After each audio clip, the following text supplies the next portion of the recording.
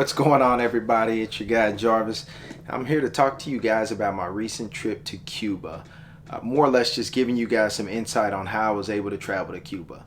So while I was in Cuba and when I returned from Cuba, one of the main questions that I got was how was I able to travel to Cuba with the current travel ban under our new administration currently. So as we all know, a couple of months ago, President Trump came out and quote unquote banned travel to Cuba.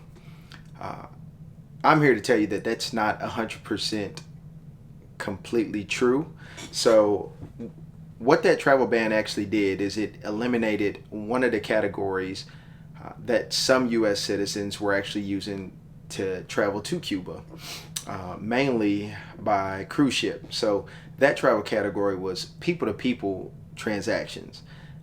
Essentially, a lot of people use that for educational purposes, and like I said, for cruise ships. So, from an educational standpoint, people used it as far as maybe doing group travel. So, maybe they're going to help out at a local school in Cuba, and it just gives them people to people interaction basically. Um, I'm here to tell you guys that you are still able to travel to Cuba as a U.S. citizen, and there's a couple ways around it.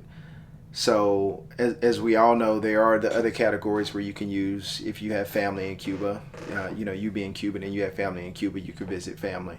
However, if you don't have any of those, one of the other 12 travel categories that you guys can use is what's called support for Cuban people.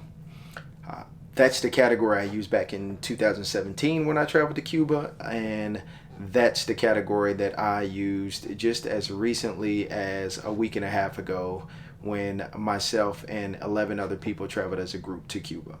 So the thing that really fits into that travel category are things that are non-related to the Cuban government. So essentially, all our government wants us to do is not support any type of Cuban government entity.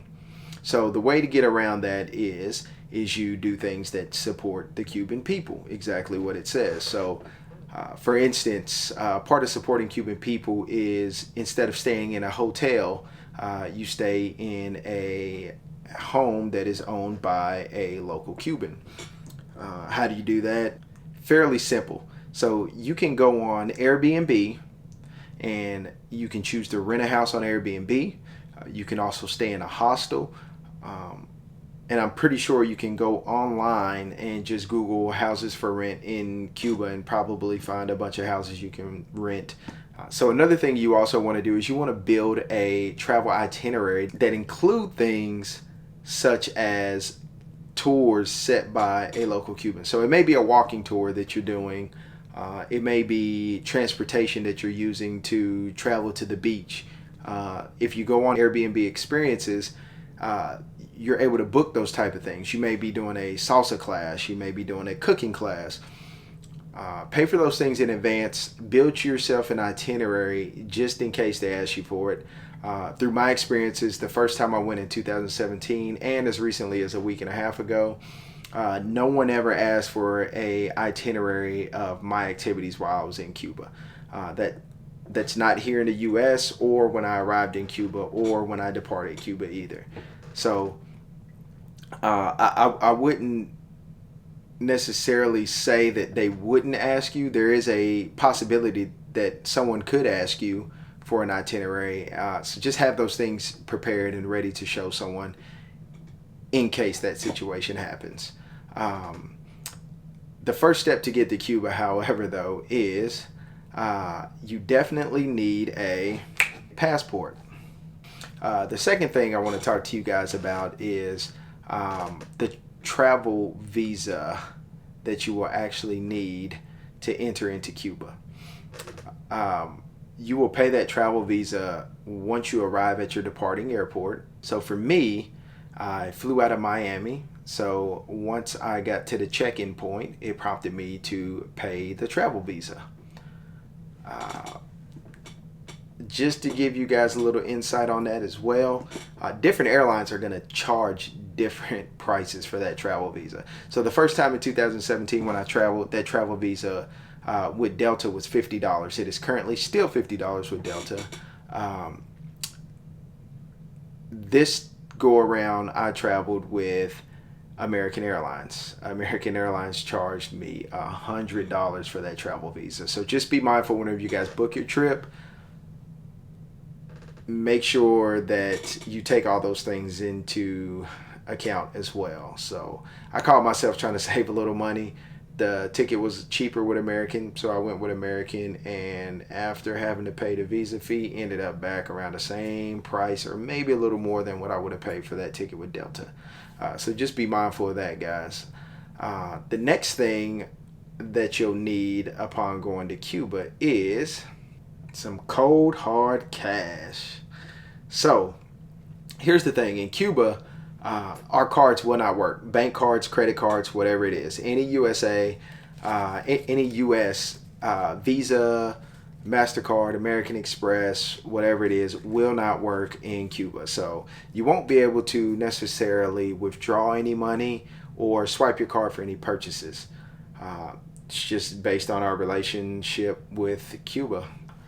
So make sure that you take out enough cash upon traveling to Cuba so that you're able to sustain during your whole vacation and have enough money to do everything that you need to do, whether it's paying taxis, paying everything you need to, food, activities, things of that nature, so you're able to enjoy yourself without having to think about how am I going to get back to the airport because I can't afford the taxi since I've ran out of money. So another thing is you definitely won't have access to your phone like you do here in the United States.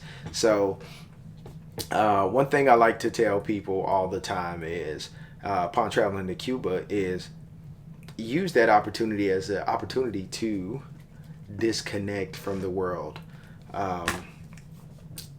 So one of the big things about Cuba is you're really not going to get the same phones. So the thing about Cuba is our phone service typically won't work over there. Not to say that you can't switch it on and maybe catch on to a tower or something like that. I assume if you do, it's going to be a very, very large fee, more than probably any other country that you travel to, just to use the phone, just to use data, whatever it may be. So the big kicker about Cuba is the Wi-Fi.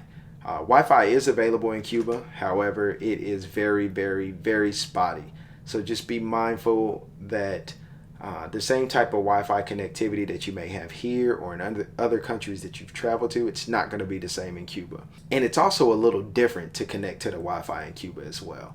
So in Cuba, for instance, the house that we stayed in had Wi-Fi available in the house. However, you still have to buy a Wi-Fi card. These cards are typically an hour. I believe there are some that have a longer duration, but the card that we had was only about an hour. That card cost us $1.50. We were able to obtain that card from a hotel close by. So the Wi-Fi we were actually using was connected to the hotel, but our house, I guess they had a partnership or whatever with them.